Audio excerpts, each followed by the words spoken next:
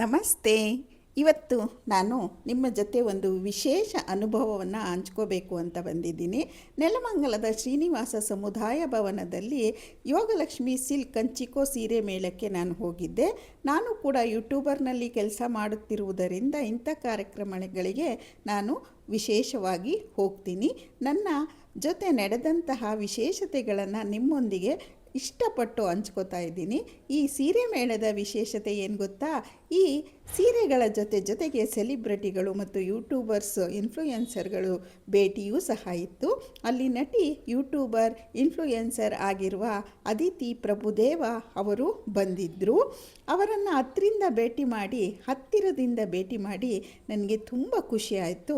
ಕೆಲವು ಫೋಟೋಗಳನ್ನು ನಾನು ಅವ್ರ ಜೊತೆ ತಗೊಳ್ಳೋ ಅವಕಾಶವೂ ಸಿಕ್ತು.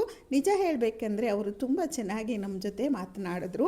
ಸೆಲೆಬ್ರಿಟಿ ಅನ್ನೋ ಒಂದು ರೀತಿಯ ಅಂತರ ಇಟ್ಟುಕೊಳ್ಳದೆ ನಮ್ಮ ಜೊತೆ ಸರಳವಾಗಿ ಆತ್ಮೀಯವಾಗಿ ಮಾತಾಡಿದ್ದು ನಮಗೆ ತುಂಬ ಇಷ್ಟ ಆಯಿತು. ಅವ್ರ ಜೊತೆ ಫೋಟೋ ತಗೊಂಡ್ವಿ, ಖುಷಿ ಆಯಿತು. ಅಷ್ಟೇ ಅಲ್ಲ, ಇನ್ನೊಬ್ಬ ಇನ್ಫ್ಲೂಯೆನ್ಸರ್ ಆಗಿರುವ ಚಾಕ್ಲೇಟ್ ಚಂದು ಕೂಡ ಕಾರ್ಯಕ್ರಮಕ್ಕೆ ಬಂದಿದ್ದರು. ಅವರು ಸಹ ತುಂಬ ಚೆನ್ನಾಗಿ ಮಾತಾಡಿಸಿದ್ರು.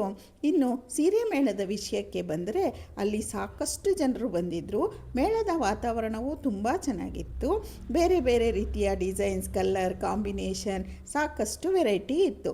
ನಮಗೆ ವೈಯಕ್ತಿಕವಾಗಿ ನೋಡಿದಾಗ ಎಲ್ಲ ಸೀರೆಗಳು ಇಷ್ಟ ಆಗಲಿಲ್ಲ. ನಿಜವಾಗಿಯೂ ತುಂಬ ಚೆನ್ನಾಗಿದ್ವು. ವಿಶೇಷವಾಗಿ ಕೆಲವು ಡಿಸೈನ್ಸ್ ಮತ್ತು ಕಲರ್ ಕಾಂಬಿನೇಷನ್ ತುಂಬ ಆಕರ್ಷಕವಾಗಿ ಇದ್ವು. ಆದರೆ ಒಂದು ವಿಷಯ ನಾವು ಏನಪ್ಪ ಅಂದರೆ, ಕೆಲವು ಸೀರೆಗಳ ಬೆಲೆ ಸ್ವಲ್ಪ ಜಾಸ್ತಿ ಅನ್ನಿಸ್ತು. ಇದು ನನ್ನ ವೈಯಕ್ತಿಕ ಅಭಿಪ್ರಾಯ ಮಾತ್ರ. ಪ್ರತಿಯೊಬ್ಬರ ಬಜೆಟ್ಟು ಮತ್ತು ಇಷ್ಟು ಬೇರೆ ಬೇರೆ ಎಷ್ಟು ಇರುತ್ತೋ ಅಷ್ಟನ್ನು ನಾವು ತಗೋಬೇಕಾಗುತ್ತೆ. ಹಾಗಾಗಿ ನಿಮಗೆ ಇಷ್ಟವಾದರೆ ನಿಮ್ಮ ಬಜೆಟ್ಟಿಗೆ ಹೊಂದಿದ್ರೆ ಖಂಡಿತ ಈ ಸೀರೆ ಮೇಳಕ್ಕೆ ಹೋಗಿ ನೀವು ಪರ್ಚೇಸನ್ನು ಮಾಡ್ಬೋದು. ಇಂತಹ ದೊಡ್ಡ ಸೀರೆ ಮೇಳವನ್ನು ಆಯೋಜಿಸುವುದು ಅಷ್ಟು ಸುಲಭದ ಮಾತಲ್ಲ.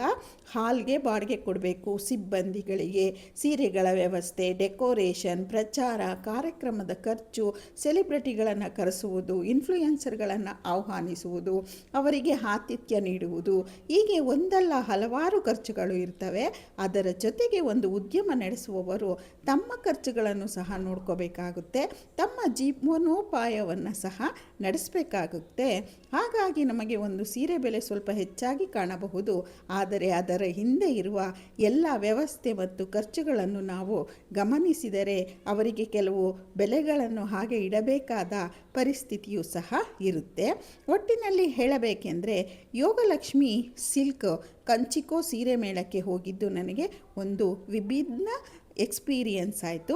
ಸೀರೆಗಳನ್ನು ನೋಡುವುದರ ಜೊತೆಗೆ ಇಂತಹ ಕಾರ್ಯಕ್ರಮಗಳಲ್ಲಿ ಹೊಸ ಜನರನ್ನು ಭೇಟಿ ಮಾಡುವುದು, ಸೆಲೆಬ್ರಿಟಿಗಳನ್ನು ಹತ್ತಿರದಿಂದ ನೋಡುವುದು, ಅವರ ಜೊತೆ ಮಾತನಾಡುವುದು, ಇವೆಲ್ಲವೂ ಒಂದು ಸುಂದರ ಅನುಭವ. ನಮಸ್ತೆ.